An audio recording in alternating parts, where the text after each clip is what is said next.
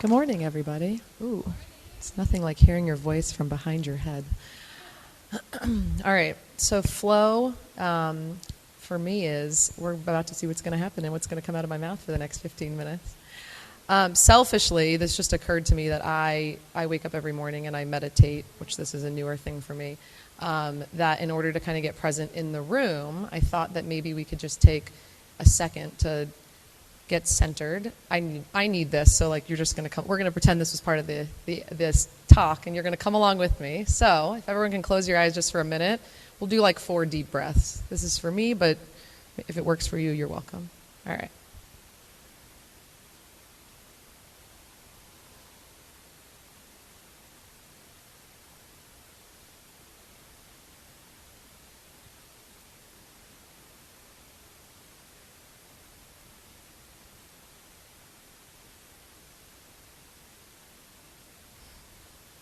Cool. Thanks, everybody. All right. So I put a quote up here. Instead of preparing, I like to just have conversations with people. So instead of preparing over the past couple weeks, which I'm pretty sure drove Nicole crazy, I decided that I would just kind of let the world happen to me over the past few weeks and see what came to me as I prepared to speak to you guys this morning. And I was invited in February on a retreat with a bunch of women entrepreneurs that I had been with then to a retreat in October, and I forgot that I even signed up for it or what it was even about. It was last weekend in Alachua County, which is right near Gainesville, and Michael Singer was a huge part of it. I think he's like the godfather of mindfulness or something like that. He's incredible, and if you could visit, he has the Temple of the Universe up there, and it's a really special place. And he really talks about the idea of kind of the thought behind this quote. In order to be who you are, you must be willing to let go of who you think you are. And this has really been, a guiding thing for me that I'm a big control person, as I imagine many of you are here. Anybody who, I guess anyone who's human probably likes some version of control. And so when I started to think about, what does flow mean to me, the words started popping in my head, things like intuition and instinct and mindfulness. And it really comes down to the idea for me that the closer I can come to paying attention to what's happening in my body and really getting calm and getting present with what's going on, the more that I can, can kind of, I guess, let go of control. And so what I want to share with you guys today is a couple of just pieces from my story. I'll try to keep it on the shorter end so we can leave more time for Q&A. For me, these kinds of talks, I prefer conversations in general. I said maybe I'll just sit in this chair and talk to some of my friends that are here, that you all can listen and it'll feel more, natural, I guess. But, whenever talks are given like this, I'm always cautious when I'm paying attention that everybody's experience and stories are told in hindsight. So what sounds like I have it all figured out, I didn't know any of this while it was happening, so just keep that in mind, that these are all like, as I was thinking over the past couple weeks of what I took away from these things, but I did not know any of these things were going to happen, and I didn't plan for any of these things to happen along the way. So that's always my cautionary tale when I read a personal growth book or a business book, to not walk away and make a checklist of what that person did because it was them telling their success story in hindsight. And this is not all a success story, spoiler alert. So to kind of just get back to my, kind of centering on the idea of flow is the tricky thing for it is in order to achieve it, you have to let go of control. So it's this weird cycle. So here we go. Nicole, maybe 3 slides. It says part 1, part 2, and part 3. So I had to figure out what those 3 parts were going to be. So here we go. So part 1, I am a local girl as well. I was born and raised in Wellington. I do not ride horses. That's always everyone's next question. I also grew up in the Aero Club, and we did not have a plane. My parents moved up from Fort Lauderdale in 1979 to get away from the hustle and bustle of what was developing down there. When they came to Wellington, there was 441 was a 2-way road. There was no hospitals, no high schools, no anything. Gabby and I grew up in Wellington. It was like there was like 30 people there, and so what it is now is really fun now that I'm back to see it. But it has been a funny evolution watching Wellington Evolve. It's a beautiful place if you guys haven't had a chance to get out there, and especially during the equestrian season. It's a really special place in our backyard. I was a total homebody. So I guess part one is like the beginning of Jess. I was a total homebody. My brother joked for my entire childhood that I would live with my parents. And he said in the attic, which we didn't have an attic, so I don't know where he thought I was going to live, like I was a troll. I followed my brother everywhere, which he hated. He went to Cardinal Newman, and I, like every good Jewish girl, my grandmother was thrilled, followed him to Cardinal Newman, which is right down the street here. I don't know if there's any Newman alum in the room. Anyone? No? I usually get a lot of like, woo-woo. Anyways. Oh, yeah, I'm Nate. I brought my one Newman alumni friend. And then I followed him again to the University of North Florida in Jacksonville. Oh, is there Osprey? Swoop.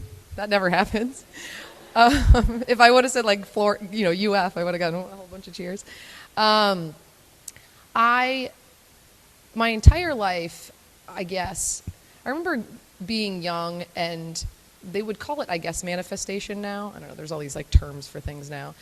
I always remember people saying I was so lucky. Like I, would get the first parking spot in the parking lot. I would, be traveling with friends and I'd get upgraded for like no apparent reason. I would get picked for the team or whatever. And I wasn't, it was in my mind, I always couldn't understand why people would say you were lucky. Because I just thought, well, why not? I don't know.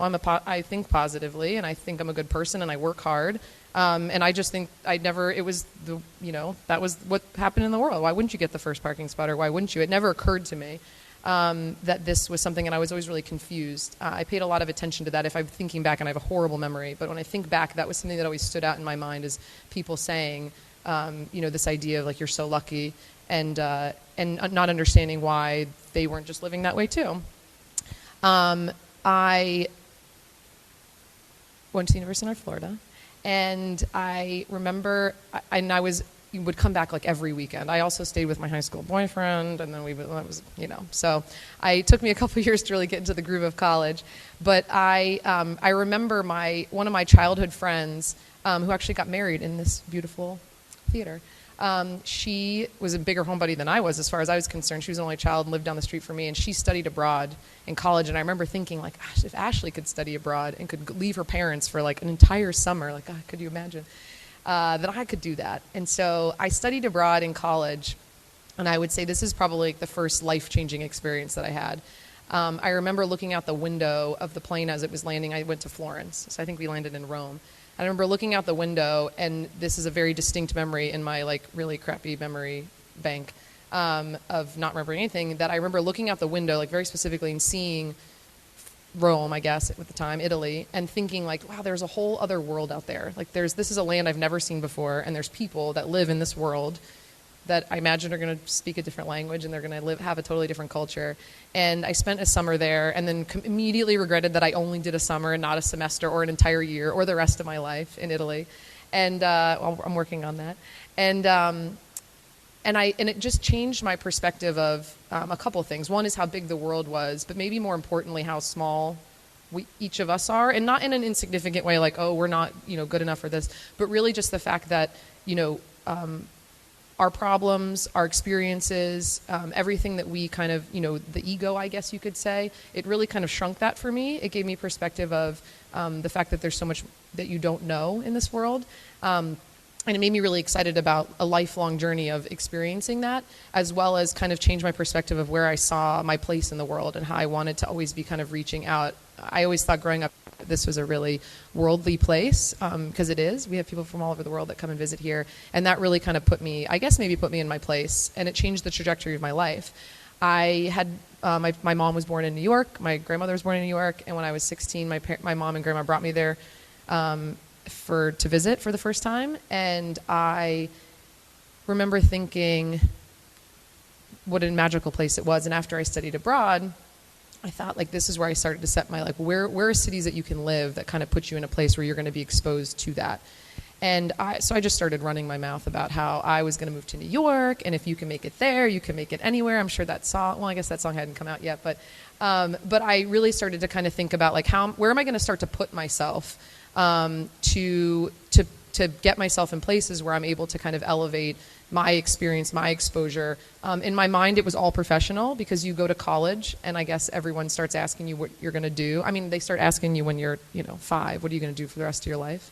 I think everybody here would say, like, whatever age you are, I'm 35, I still don't know what I'm going to do for the rest of my life. But I remember thinking, like, I'm going to do it in New York, because if you can do it in New York, then that's like the pinnacle. And so I ran my mouth so long that by the time I was graduated from UNF, people were like, cool, so when are you going to New York? And I was like, oh shit, now I gotta go. Like, I guess I said it so much that now they think I'm going. And so I had my plans to go there, and in my mind, which is bizarre, I don't know where this came from, I wanted to be a movie premiere event planner, very specific. I don't watch movies. I'm not a movie person. Like, I love Friends. I like watching TV. And so I remember, like, it was a family that I was babysitting for in college said, we're going to take you for your college graduation present to Los Angeles, and we will introduce you to some people that are in that business. And I went out to meet with a couple different, oh, cool, all right, well, I got to really get a move on here.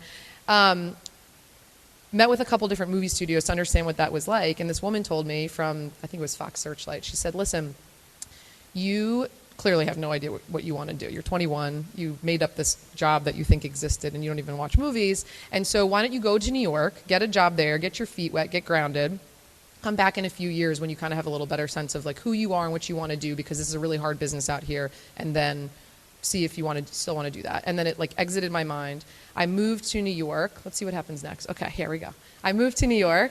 I got a job in production because I thought it'd be really glamorous and sexy, although I was told otherwise by people, but I was 21, so I knew everything. I got a job in production on the World Series of Pop Culture on VH1, if anyone ever remembers that show. It was very exciting. I worked in casting. So I'm like 21 years old, traveling all over the country, casting people who are know the most about pop culture in the world, which was really fun. And then quickly after that realized that I wanted something that was more business focused. And so I moved into what is called media buying. I didn't know what that was. It's under the advertising umbrella. And basically what I did for the next, I guess, 7 years was I negotiated the commercial and integration. So basically all of the national brands or global brands that I worked for, Home Depot was probably my biggest client at the time. Anytime you saw a Home Depot commercial or College Game Day on ESPN or an integration into HGTV show, I negotiated all of that.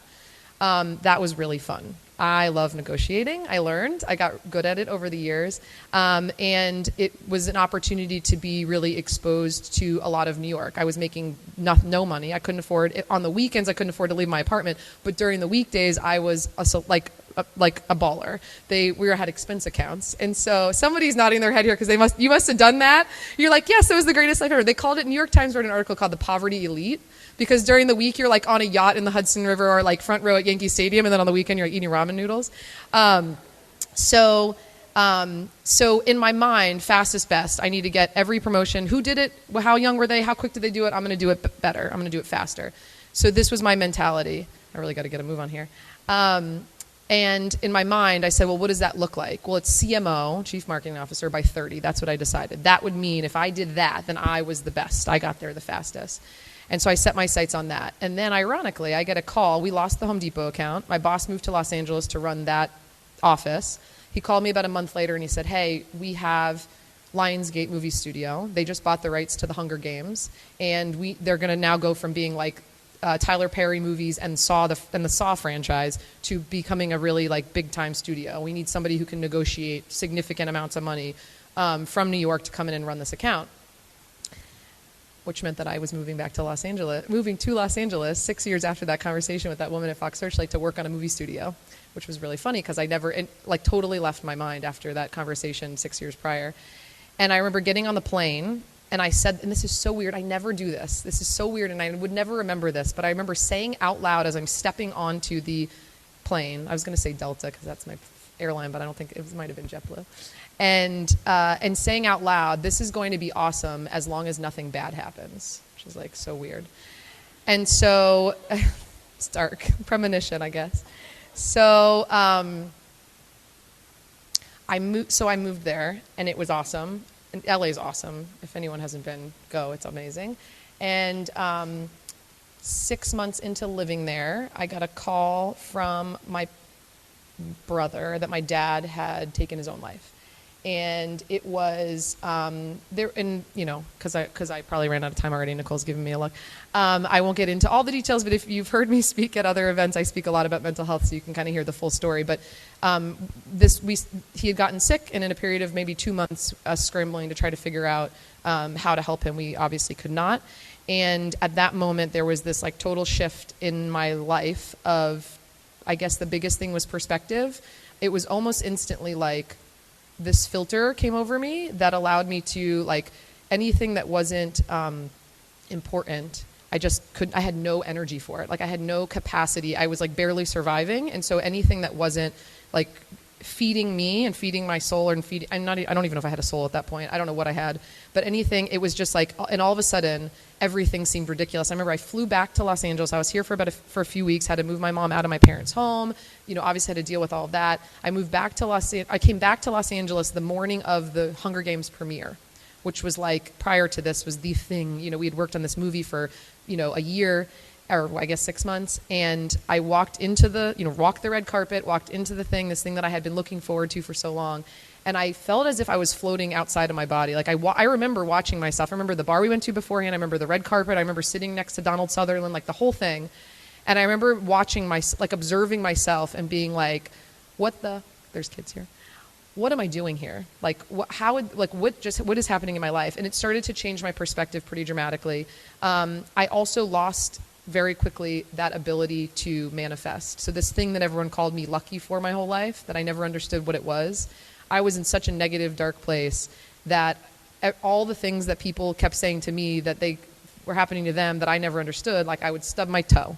I got rear-ended. I wouldn't even find a parking spot, like let alone the front one. I'd get accidentally kicked off the flight to the back seat or whatever, like everything that like I understood, because I lost my ability to think positively. I got out of, I guess what you would call, maybe call the flow.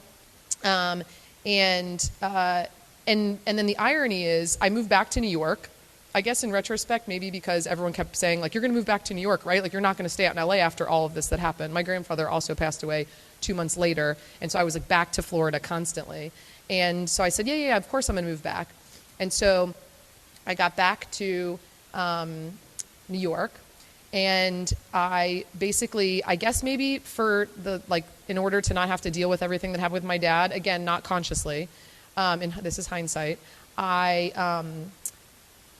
put my head down and had then the 2 most successful years of my career, I guess by whatever that means, by, public measure. I was nominated Rising Star of the Advertising Industry. I was asked to speak at conferences all around the country on behalf of the advertising industry. I moved into a role called Content Innovation, which meant that I was connecting our brands, Hyundai Kia, Miller Coors, USAA was one of my big clients, with technology companies and startups, working with VCs and incubators all over the country, as well as content creators, going straight to the content creators. And this was my job, and it was exciting.